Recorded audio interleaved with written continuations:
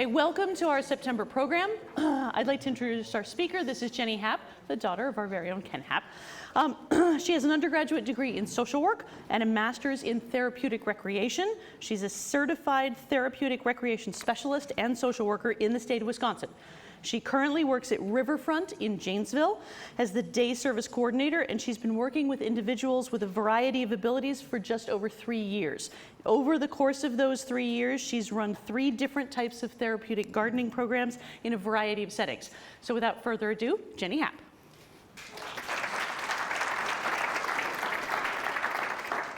Hello everyone and welcome. Tonight's going to be a little bit of a variety of therapeutic gardening. Some of it's going to be adaptive tools, some of it's going to be about the different programs, and then I'm going to finalize it with the research that I conducted for my master's program that involved therapeutic gardening. I was asked to have all questions wait till the end of the presentation because of the TV crew being here. So write down your questions and then you can ask me at the end, ask me as many questions as you want at the end. So overall, therapeutic gardening, my main goal, wait, first, can you hear me well? Okay, good. My main dream, passion, purpose is to try and create a happier lifestyle for individuals with disabilities. From my father being a master gardener, it really drew my interest to go further and incorporate therapeutic gardening with disabilities and finding a way to put the two together to make everyone's lives happier. Because I can say that probably you guys know that gardening makes everyone have a little bit of a happier time when you're out gardening in your garden or helping at a different program. So looking at the agenda for today, like I said, I want to go over a couple gardening facts when I did my research to what therapeutic gardening does for individuals, go over some of the different adaptive techniques, and then dive into some of the different gardening programs that I have implemented and discovered, some good, some bad, some ugly. And then lastly is the raised bed gardening research project that I did. So some of the facts. Therapeutic gardening, it's a little bit different than the term horticulture therapy. The reason that is because to do horticulture therapy, you have to be a horticulture therapist.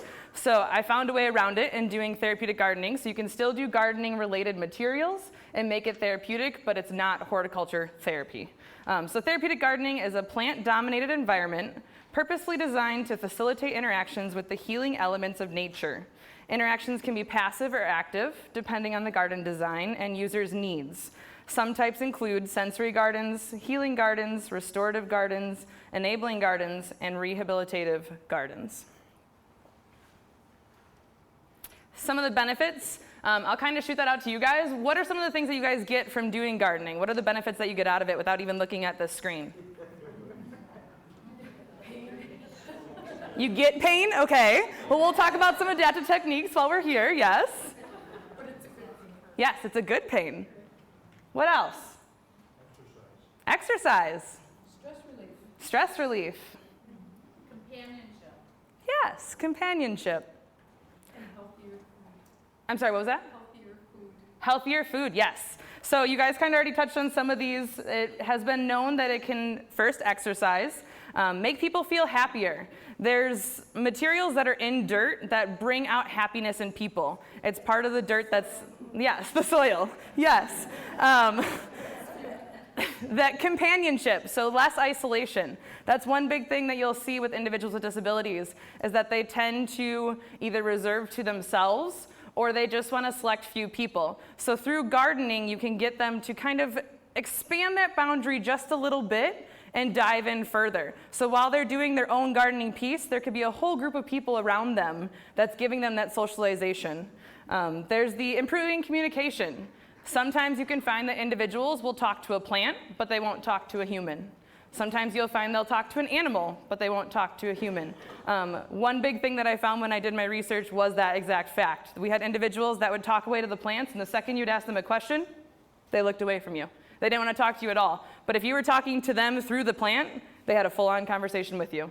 So the plant was our conversation piece between us for them to talk to us. It gives people a sense of purpose, teaching them that this is a life. This plant is a life. This teaching them the process of life, how you have to baby it. It's their baby, and then it becomes an adult, and then it passes away. So teaching them that cycle of life through a plant is another interesting piece of it. Increased concentration. There were some individuals when I did my research that when they started, they wanted nothing to do with the garden. They actually enjoyed laying on the cement and enjoying the sun. But then by the end of the program, they started to concentrate on the actual program and wanting to be there and digging in the garden. So finding those different concentration pieces and then boosting their self-esteem. Being a part of a group, being a part of a project, all of those aspects put together can make your self-esteem boost. And then lastly, another part that I found was that garden environments can be a powerful healing tool, as we kind of just mentioned above. Here I kind of broke it down a little bit further of the different benefits between physical, social, emotional, and cognitive. For physical, it can help build that muscle strength, encourage healthy eating, movement, energy, exercise, and even lower blood pressure. Social aspects is sharing the knowledge and growing friendships through the different programs. Emotional, the stress relief like we were just talking about, it gives a calming technique, awakens your senses, and again, boosts your self-esteem. And then for cognitive, it gives you that sense of ownership, that personal initiative, even the possibility of learning literacy skills. I have not myself done a program, but you can do programs where individuals will read while they're in a garden setting. So you can have sensory gardens where you're doing a literacy piece, but you're in the garden, and that calming technique allows them the opportunity to be able to read with you and learn more skills. Literacy skills that myself has learned from my father is there's all the Latin terms that come from all the different plants that there are that I knew nothing about and learned all about just from him. Numeracy of the number of plants, and then the knowledge of plants, what the plants are and what they can do. So some of the adaptive techniques, kind of taking a little turn here. The biggest thing can be for individuals with disabilities, they can have a limited strength, limited flexibility, and limited range of motion. These are the three things that I found through my 3 different programs that really came to life. Some individuals thought they couldn't garden because tools were too hard to use. Hoses were too heavy. I wasn't able to reach the bed due to my limited range of motion. So through the use of adaptive tools, you can really get individuals into the garden and realize that they can garden. One quote that an individual gave to me when I was doing my research, he said that my parents always garden, but I'm not able to. And I asked him why. Why are you not able to? And he said, because I can't reach the gardens, I can't garden, so I just watch them.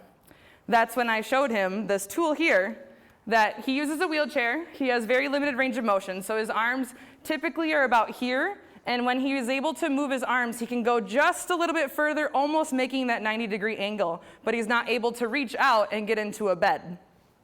When I showed him this tool, that if you're sitting in your chair, you can extend it, and you can add any of the different devices. So there's 4 different, There's a trowel, there's a rake, another form of rake, and then even a cutter to be able to cut some of the produce off. So using these devices, can you hear me when I'm not by the mic? Okay.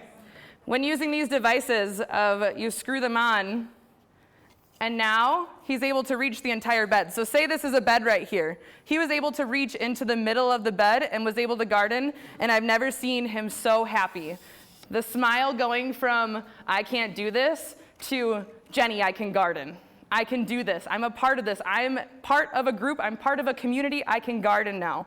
Watching him grow throughout the process of the entire project, and then knowing that he took it home and he's now gardening at home with his family because they bought him adaptive tools.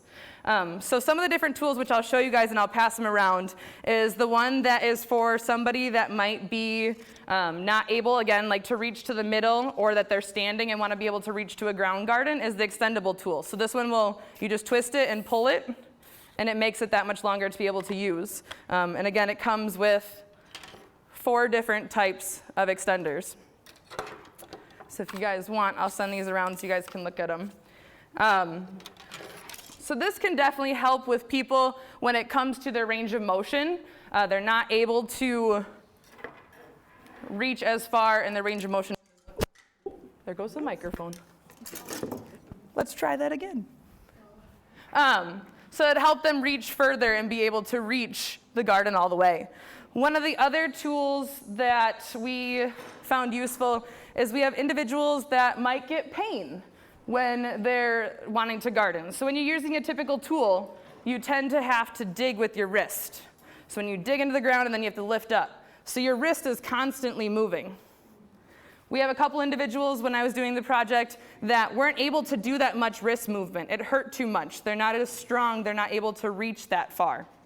Or not reach that far, bend that much.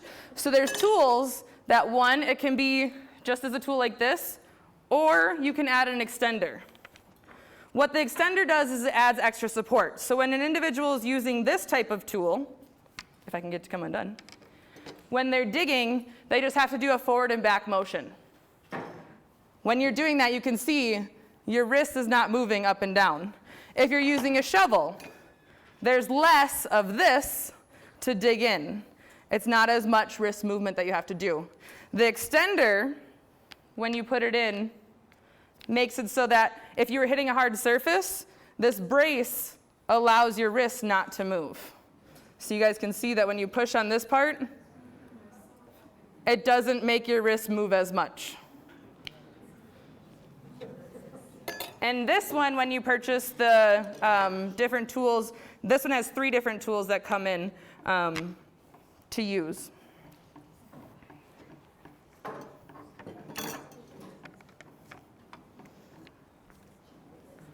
So here's this one for you guys to test out. Yep. There you go. And I have 3 of this one, so you guys can just pass it up your sections and it's easier.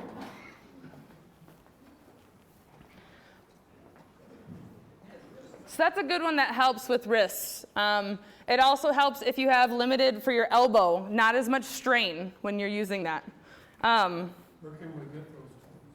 I will share all those resources of all the different places at the end. This one's called an Easy Grip. And then, I don't remember the other name really quick. I will look it up. Easy Grip and Lee Valley. Lee Valley is the one that's the long extender. So Easy Grip is for this size of the wrist action, and then Lee Valley is the one for extendable. The other adaptation that originally I didn't think of when I started my program was when you're looking at a hose. So you guys will see on here, this hose right here, or the nozzle. It's a lot of strength to be able to push that lever in and out. I knew right away, and it was a discussion that I had with my dad, being a master gardener, asking him, when I'm pushing that lever, a lot of my participants don't have that strength. They don't have that ability to squeeze and push and hold for a duration of time. They need something that they can either flip the switch or they push a button and the water's flowing. If I have to do anything else, they're not gonna water. So he showed me this tool here. All you have to do is you flip the lever and then you're watering. Another awesome aspect to this is that the nozzle has over 1,000 spigots to come out. And what that does is when you turn it on, if you think about when you're watering and you're pushing that nozzle and you're wanting to spray, sometimes you get pushback from the hose. With this one, when you turn on the lever, you don't get that pushback because there's like a disperse of the water that comes out. So it's an easier flow that comes out of the nozzle. So you can see that when you look at this, it's a lot easier. All I have to do is flip once, and I'm done. It's watering. I can do everything. I don't have to hold it the entire time. This was a life changer for a lot of our individuals as well because of the fact that they could now water instead of having to carry and lug that watering can, that was all that the program had was a watering can. That's, again, how are you going to lift up that watering can? This is a lot simpler, a lot faster, a lot easier to allow everybody of any ability the chance to water. So here I have a few pictures of individuals using the different tools. This is one of our gentlemen that he had the ability to water. If he had to hold it, there was no way. But if someone turned on the nozzle and all he had to do was put his hand with help around, he could hold on to this for hours on end. But if he had to hold it, he wasn't going to be able to water at all. So he was able to water multiple times throughout the course of the project. This individual here, she had a wrist bone that at one point did fracture, And with the ability of having the easy grip, she didn't have to worry about bending that wrist too much to possibly have another injury.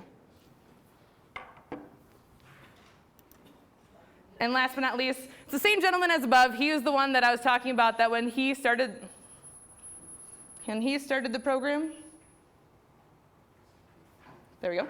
When he started the program, he was the one that told me that I can't garden. Look at that smile. Look at that interest. Look at that love for something that we all love. Now he can love because he found adaptations to be able to do it.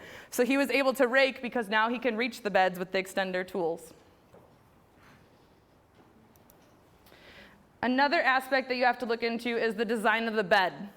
Rexplex, which is where I was able to do my project, is this top part right here. They gave me the opportunity to have 3 different heights of beds. One was 3 foot high, one was 2 foot high, and one was 1 foot high. The nice thing about the different heights is you can allow individuals, again, of any ability to be able to use it. If you use a 3 foot high bed, someone could stand and garden. They don't have to get on their hands and knees, be on the ground, all of that aspect. A 2 foot high bed is ideal for individuals who use wheelchairs.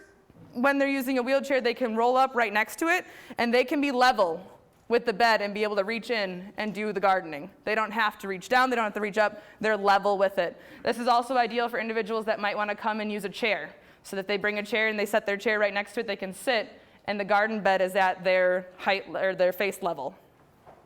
And then the 1 foot high bed is ideal for individuals that if you don't want to do a ground garden where you could probably get a little bit messier, some of our individuals wanted to garden, but they don't like dirt.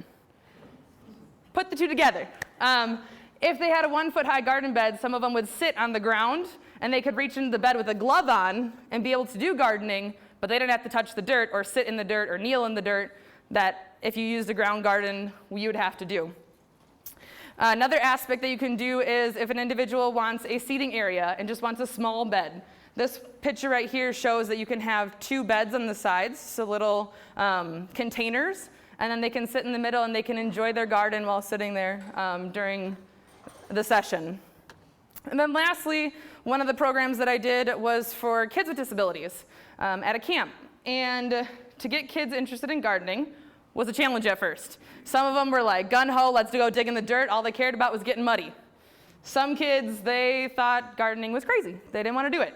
But the second we decided that let's color the bed, let's make it interesting, let's make it have some kind of style, the kids wanted to come to that bed. They thought it was cool that there was something that was multicolored that they could interact with. So something as simple as painting a bed or designing a bed, letting them paint it. Eventually they ended up putting like handprints and caterpillars and stuff on it, and to them that was engaging and intriguing that they had a bed that was decorated to their interests and their enjoyment level. Another aspect to look at is just the program itself, the location of the beds. When we first started with the Rexplex and that project, they wanted to have the beds be on the opposite side of the lake from where the Rexplex is. So it would be at least probably about a 20-minute walk to get to those beds. Not possible. It would have took that hour of our program to get to the beds, and then another hour past our program time to get back. Not feasible. So they were able to move the beds closer, and they built 3 brand new beds for us, and all it was they walked out the back door, and it was a hop, skip, and a jump, and they were at the beds. You can also look at, if you're looking at a program that the beds are located down a hill, think about wheelchairs. Getting down that hill, and you're gonna get your workout going back up that hill. So really look into where your beds or where your program is and the location of it. Time of day. When one of the programs that I did, we ended up doing it in the afternoon, and you could always see if we started it at 1:15, about 1:45, everyone started to get tired because it was hot and the sun was beating down on them. If you do a program earlier in the morning, around 9, the individuals, it wasn't as sunny yet, it was a little bit cooler. When do you all like to do your gardening? Earlier in the morning, so it's not as hot and sweaty. That's definitely a big thing when it comes to people with disabilities as well. The educational level. Some of the individuals that you could work with could have a cognitive level of 2 to 3 years old, but are 30 years old. Some of the individuals could be a 13-year-old and have a 20-year-old brain. So really looking at who are you working with and how are you doing your educational level of the program. And then lastly, what do you want to get out of the program? What is your outcome? What is your goal that you want to attain or achieve from that program? So here now I'm going to kind of switch gears a little bit again and go into the garden programs that I have implemented and some of the different goods, bads, uglies that I've seen from it. The first one is Bradford Woods. Bradford Woods is a therapeutic recreation camp located in Martinsville, Indiana. I ended up doing my graduate internship at this camp, and we kind of started to dig a little bit and see if there were any programs that camps offered. And it was really hard to find anything. There's not really any camps that offer gardening programs. It's more adventure, hiking, swimming, canoeing, those kind of events versus gardening. So we decided to try it out, see what would happen during my internship, and see how it was received. So what we did is we'd always start our program with doing like a plant anatomy, teaching them about plants. The kids that came to this camp were anywhere between the ages of 6 up to 21. We did have 1 week that was adult campers, but the majority were 6 to 21 years old. And the campers that came had, again, a range of disabilities and a range of cognitive levels. So we'd always start with doing kind of a plant anatomy. This was my way of testing to see, what did they know? Do they know what a plant is? Do they know that a plant has roots? Do they know that a plant has buds and they have leaves and they have flowers and that a flower could turn into a vegetable? Teaching them all those different skills before even diving into further of the program. So we'd spend the first part of the session going over that, and then we would do a sensory garden experience. So this was our way of, we didn't yet have the ability to have a sensory garden at the camp where they could go around and experience it within the garden. So we adapted it and made it into a program that taught them about different sensory needs. So we would have, you can see here there's like cheerleader pom-poms, whatever you want to call it, where you rustle them, showing them that's what a grass could sound like when you're in a garden. We had different vibrant colors of fabric to show them the different colors that could be in a garden. We used pipe cleaners to show them what a rose prickly, what the thorns would feel like, so they could feel the prickliness. Because we didn't have access to all the different plants and materials, so we adapted it to still show them what could be used and what a sensory garden could look like for them to experience. This was also a way for the camp to see what would it be to put in a sensory garden and have a sensory garden at their facility. And then lastly, we used felt to show them what like a lamb's ear would feel like. So giving them all those different senses. You can see this girl here, she's smelling a bag of, I believe it was basil or thyme, to experience what it would be like to smell the different herbs and senses that would come from the gardens. So after we would do the plant anatomy, and then we would do the sensory garden simulation, we then gave them the opportunity to make a terrarium. So you can see on this left-hand side the terrariums that we were working on. So this was our way for them to take a garden home. We were trying to figure out, the campers only came for a week. Sometimes campers were there for 2 weeks, but typically only a week. So how do you teach someone the full cycle of gardening and a full understanding of what gardening is when they only have a week?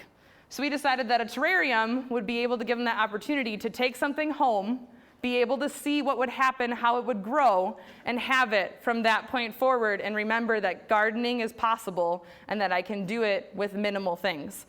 So we took a water bottle. You can see in this picture right here an example. So we'd cut the water bottle in half, we'd add dirt and rocks, and then we'd put a seed in, and then it would grow. There was one camper, and we found out if it worked or didn't for this one individual. She came earlier in the summer, and we did this project, and then she came again for another camp later in the summer due to her disabilities, and we asked her, like, do you still have your garden? And she still had her garden. She still is starting to sprout. We did cat grass, and so the grass was starting to grow, and she could see the white coming out of the soil, and she was so excited that she had her garden still from her first camp that she was at camp.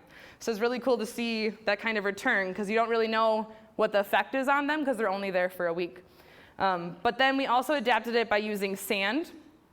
The way that we made it, again, they're all kids. So how do you get them engaged? How do you get them interested? We took and we dyed the sand different colors. So if you've ever seen those sand castles that are in a glass jar, we let them dye different colors of sand, and then they had different colors of their sand levels to put their seed in to make it more interactive and more engaging for them, because they had their own colorful design that, again, is going to grow something and be able to see the full cycle. So that's typically what would come of a whole session, is of those 3 different items. You'll see on the right-hand side, we did offer a couple more activities. One, if time ran longer, they were kind of fillers at times, or when someone had a 2-week camp, we offered them more opportunities. So we did do bird feeders to show them what else you can do that is involved with nature. It's not really gardening, but it's still an aspect of gardening and what you could put at your garden. And then you can see down here, we did painting with fruit and vegetables. This was a really fun experience for them. It was a way to show them, one, what are the different fruits and vegetables, be able to cut the fruits and vegetables and see the different shapes. So you can see here the orange when, where's the mouse? There we go. The orange, it would have a circle in the middle that would be a big glob of paint, and then it would have like a watercolor effect that would come around the orange. The apple here makes a star effect when you make prints with it. So it was teaching the kids, one, about the different fruits and vegetables. So while they were painting, we talked about what they were good, how they were healthy, and then they got to paint with them and see the different aspects of what a fruit or vegetable could look like when you painted. A carrot didn't really do much. It was more of a writing utensil, showing them how you can take a carrot and use it as a writing utensil.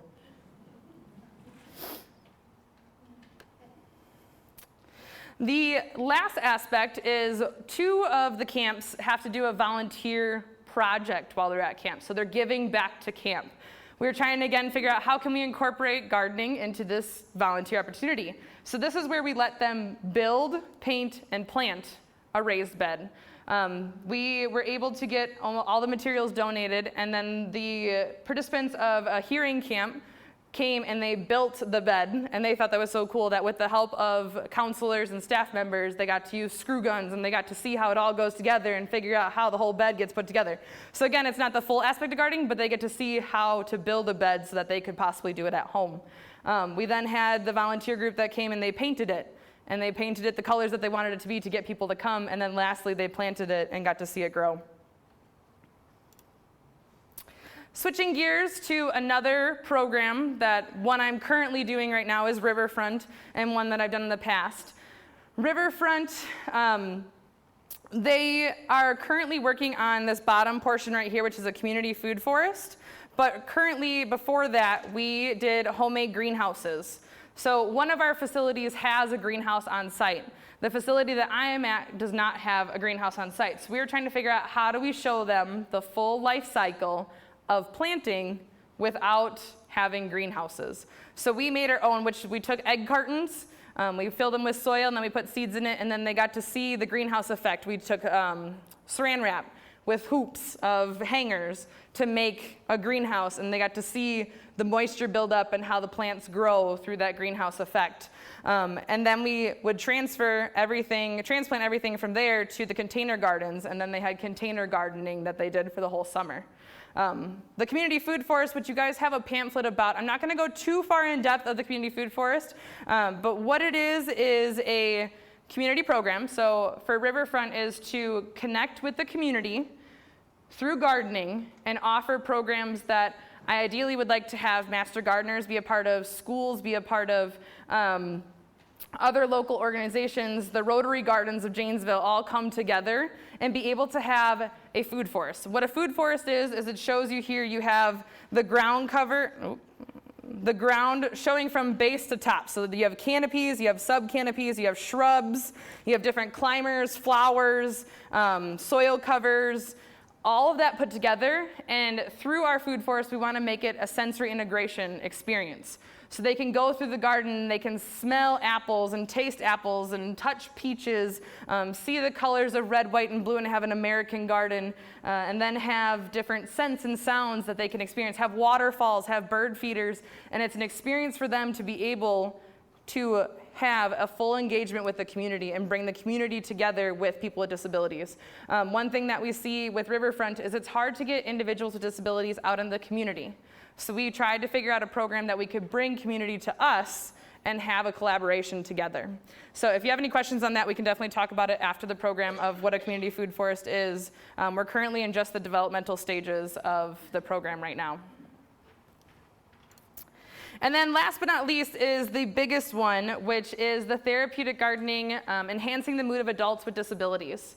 This was my graduate research project that I did when I was attending the University of Wisconsin-La Crosse for one of my final semesters. I wanted to do research on how does gardening affect the mood of individuals with disabilities. So I partnered with UW-La Crosse and the Rexplex of Pleasant Prairie. The Rexplex has a therapeutic recreation department which offers recreational opportunities to individuals with disabilities in a wide range. They used to do gardening programs there and it kind of dwindled away. It really depended on who their staff was, if the program was going to happen or not. And so I decided I wanted to see if I can take another stab at it and give it another try. So I partnered with the three at the top, so the University of La Crosse, Rexplex, and the Master Gardener program of Kenosha and Racine, and had a Master Gardener with me there the entire process of the program. Here's some of the details that lay out the research project itself. So the Rexplex participants, I was able to gather 16 adults with disabilities. They range from the ages of 17 to 32. And the way that the program was funded was the University of Wisconsin-La Crosse gave me a grant of $1,463 to implement the program. So this was, at first I thought I had to build the beds, so it was to be able to build the beds, put the soil in, get the plants, get all the materials for the program as well. I had a multitude of staff and volunteers, so the facilitator, which was myself, the Master Gardener, which happened to be my father, the 3 data collectors to be able to gather the research, and then a photographer to be able to make, at the end, we made photo books for each individual, 1, to remember their experience, and 2, which will go here in a little bit, of their interviews. So at the end of the entire program, I interviewed each person to see what their thoughts were on the different programs, or different aspects to the program. So I had a photographer. The Rexplex aides were the individuals that worked with the participants while they're out in the garden with us. The La Crosse faculty advisor, and then a Rexplex supervisor as well, that all helped to make the program possible. To gather those 16 Rexplex participants up here of ranging from 17 to 32, and their disabilities ranged across the board, I sent out interest surveys.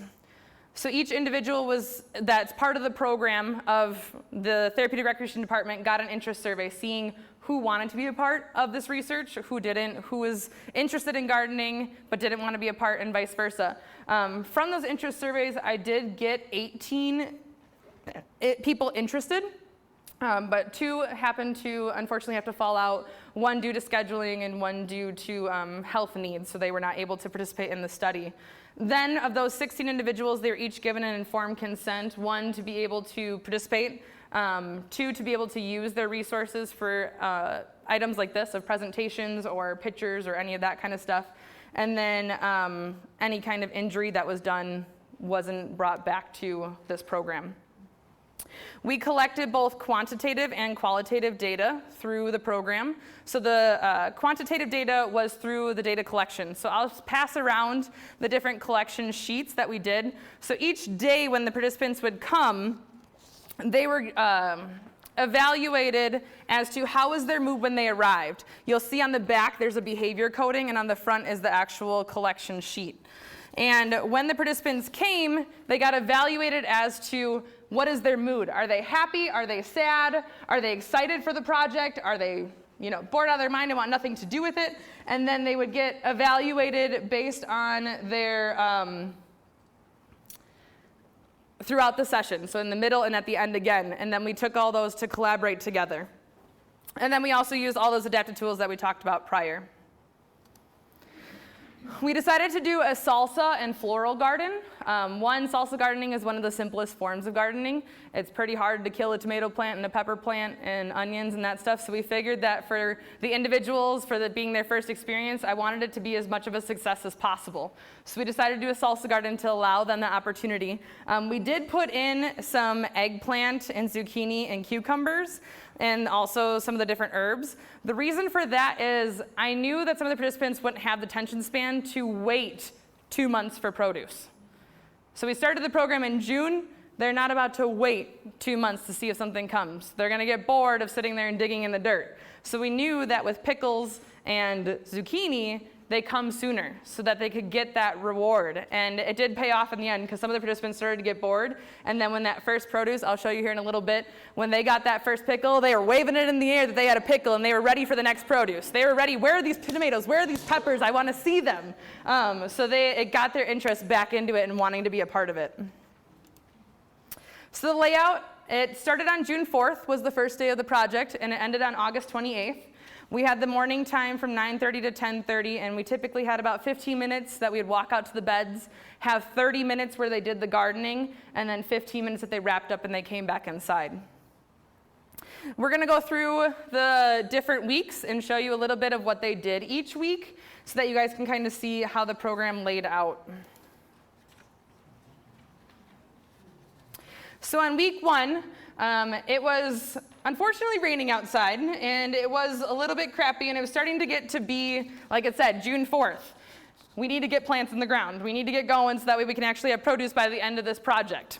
So we decided to have a presentation, which Ken Happ, my father, did a presentation about what gardening is, explaining the different aspects to gardening, how a seed is, how a plant is, how the different thorns are. So kind of that sensory experience through a presentation. After we did that presentation, so you can see here he's talking about the rose thorns, and then we had grass to show them what the sound effects would be like, and they got to feel a bunch of different materials. We then went into more of the program overview, and we did an activity. All the plants we already had that were transplanted and already were bigger plants because it was already June 4th, like I said, so we needed to get plants in the ground. So we wanted to show them what the step was before we were there. So we had them plant a seed, which was a marigold, and got to see what it was like to put a plant and actually see where it started. At that time, so they planted them, they put them by the window, but then we went outside and we planted all the beds. So on week 2 when we came, they were able to go out and actually plant. The night before it was pouring rain, so we went and covered all the beds so that we could actually get plants in the ground because now we're looking at almost the middle of June at this point. And then they were able to come out and they got to plant all the beds. Some of the individuals were gung-ho, wanted to get out there, wanted to put plants in the ground, and some individuals thought I was crazy. They wanted nothing to do with it. They wanted to sit inside. They wanted to go swimming. They wanted to sit out and enjoy the sun. So the reason I say that is because a little bit later, those individuals either changed their minds and became a part of it, or some of the individuals that were gung-ho, I'm ready to plant, got bored and didn't want to be a part of it. So it was cool to see the different aspects that came. On week 3, we were able to get outside for a little bit. There was a big storm that coming in. For some reason, June and July just wanted to rain for me every week that we had this the project. So we had to find ways to make the program a little bit more interactive and keep them engaged. So we decided to do a little bit of weeding outside.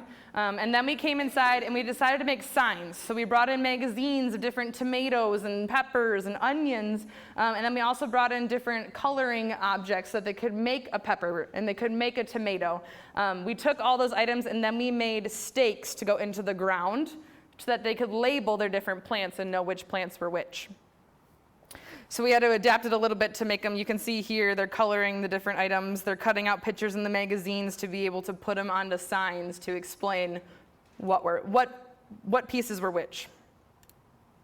On week 4, it did get canceled. I decided I wanted to go on vacation with the family, so we did not have the ability to have the session. And then again, half the week it rained, so we couldn't really do too much anyways. On week 5, we were able to see, you can see this yellow circle right here, we were able to see our first sign of growth. We had a dahlia. Some of the participants wanted to pick it right then. They wanted to take it off the stem, and some of the participants were like, no, don't touch it, leave it there, we want to see it. So seeing the differences of people, one, being engaged, and then some people that were engaged on week 1 that wanted to plant these things, all the plants, and then we showed them like, hey, look at this flower. They were like, okay.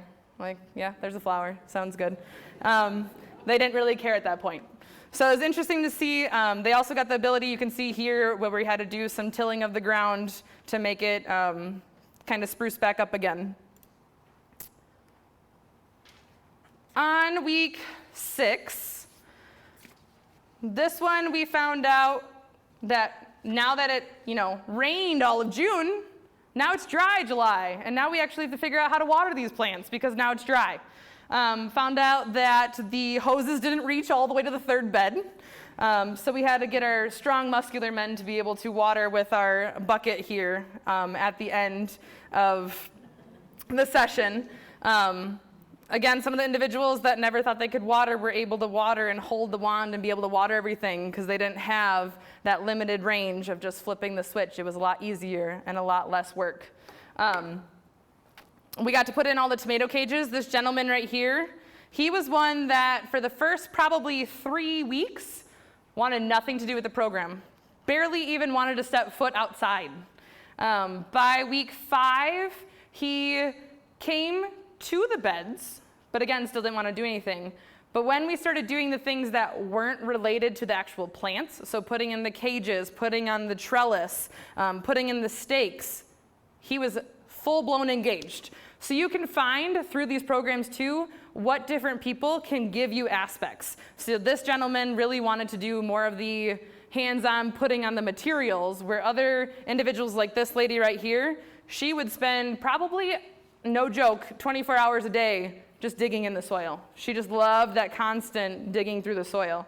And same with this individual here. She loved being just with the gardens. So finding whose strengths are to use that throughout the program was ideal.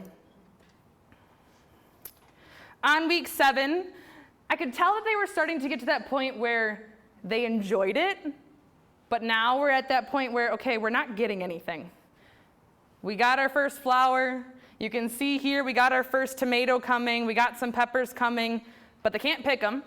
All they can do is look at them. This is boring.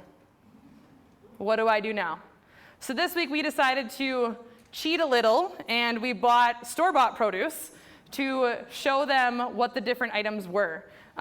Showing them how store-bought produce are really waxy, and how the stuff that are in our garden is not as waxy, they're more dirty, and that they don't have that coating on the outside. We let them taste test, so they got to taste what a tomato tasted like, the onion tasted like, the zucchini tasted like, so they could get those senses going and get that encouragement back to, oh, this is why I'm doing this. This is cool. This is why I like it. You kind of saw some people that, again, there's some individuals that if there's food involved, they're there. So we had this opportunity to show them tomatoes and taste tomatoes, and some of the individuals that wanted nothing to do with it before were like, oh, give me that tomato, I want to taste that. Oh, give me that pepper, I want to taste that. But if you told them, like, do you want to start digging? Nope, want nothing to do with that, I just want food. So you could see some of those differences as well for individuals. On week 8, we then did our first test of doing salsa. So we decided that through this program, at the last session, we were going to have a salsa social. So it's kind of like a celebration of the research, a celebration of the project, and so we did a salsa social at the end of the entire program for them to be able to experience their produce and see what they can do with the produce.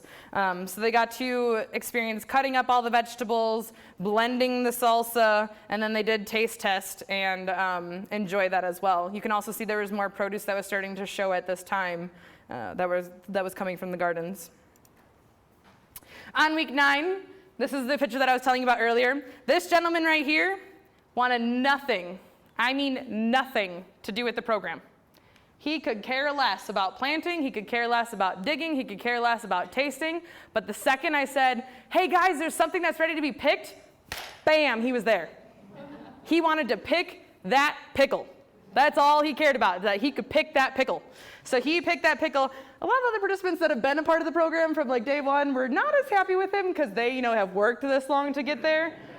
But it was still an awesome experience to see somebody, again, finding his strength, that if you let him watch and observe and be the cheerleader for everyone else, and then when that produce is ready, he can pick it, you got him fully engaged in gardening. That little bit of aspect. And then this gentleman here, he was one that on day 1 during my dad's presentation, he was intently listening to everything, wanting to know every detail, wanting to know what was this, how was that, how do you do this, what is that? But then when it came to, again, gardening, he enjoyed sitting on the grass and staring at the sun and staring at the water. But then again, when the produce was ready to be picked, he wanted to pick it, but he didn't know what to do with it. He didn't know why we were picking it. What do we do with this? So again, that education piece, teaching them what it is. On week 9, again, continued. This is where we started to stake some of our peppers so that they could keep growing. It was a windy location, so a lot of the peppers started to bend over. Our trellis was starting to bend over, so getting everything tied down. On week 10, because we were able to pick that cucumber and that zucchini, the questions were, what do I do with these? I understand that a cucumber, I can make pickles. What do I do with the zucchini? I'm not just going to eat it raw. What do I do with this? So we decided to make zucchini bread and show them what you can do with zucchini and how you can have a different aspect that, yes, is maybe not the most healthiest option, but it's still something that you can do and you can have with that zucchini. So letting them taste test and have that aspect. This individual here, quickly on a side note, she was one that she would sit in her chair and she had a toy truck.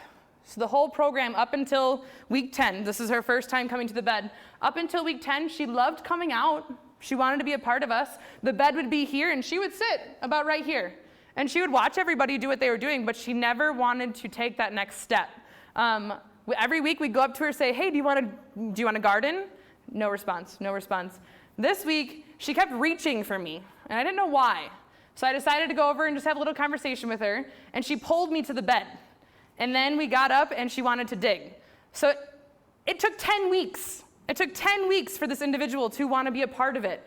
But that constant going at it, getting her to want to be a part of it, she took that 10th week. If you would have stopped at week 9 because, 9 weeks she hasn't done anything, you would have lost her interest and she would have never been a part of gardening.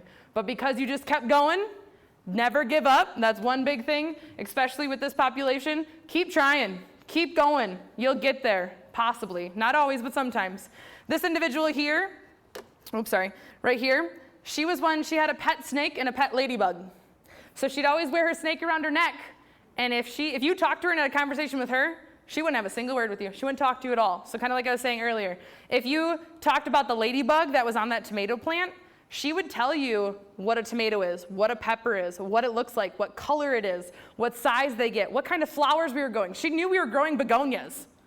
But if you asked her, hey, what is that? She wouldn't talk to you. But if you said, hey, what is the ladybug sitting on? What is the ladybug doing? She was to have a full conversation with you. She'd tell you about the begonias. She'd tell you about the flowers. She'd tell you about the plants. Or if you talked to her snake, if you didn't talk to her, you talked to her snake, she would tell you everything. If you didn't know any different, you would think that she didn't know anything about gardening, but the second you talked to her snake or her ladybug, full conversation. So again, finding those ways around to get that learning experience is huge. This lady in the corner, she was wonderful.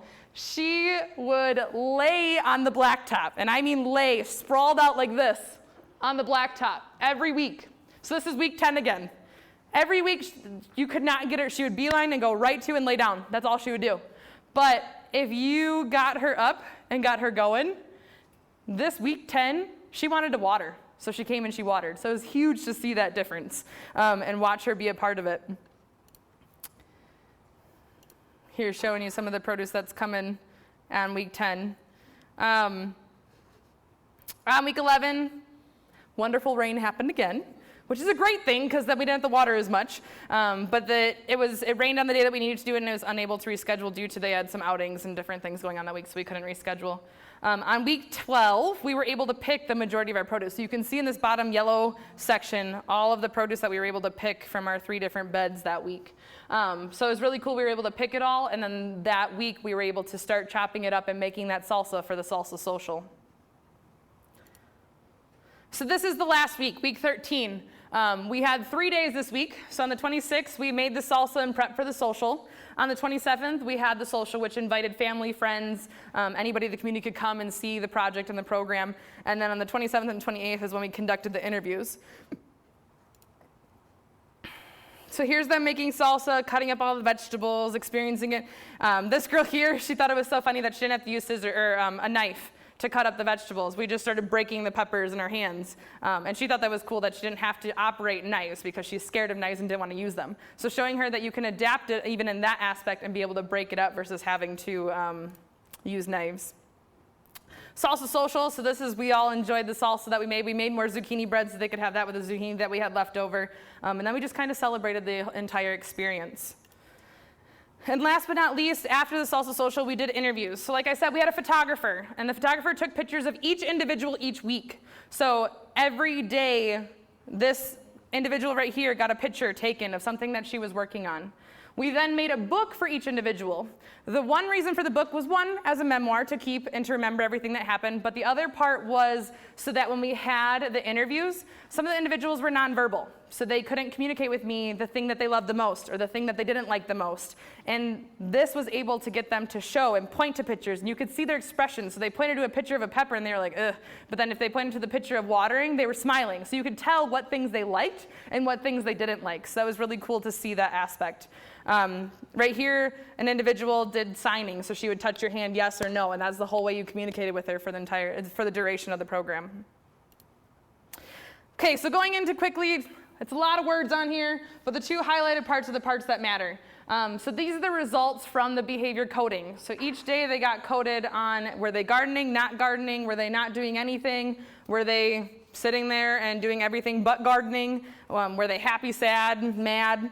And from the results, we were able to see that 13 individuals scored above the baseline mood. So the baseline mood was just a calm state.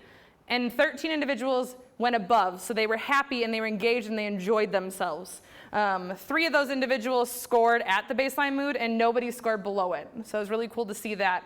And then when comparing the weeks, we compared week 2 to week 6, week 6 to week 10, and week 2 to week 10. So when you look at 2 to 6 and 6 to 10, there wasn't really much difference as to how the program affected the individuals. But when you looked from week 2 to week 10, there was a significant amount of improvement.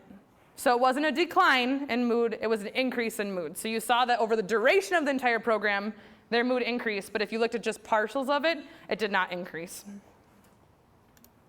And then the results of the interviews, we asked a variety of different questions, but one of the big one was, did you enjoy the program?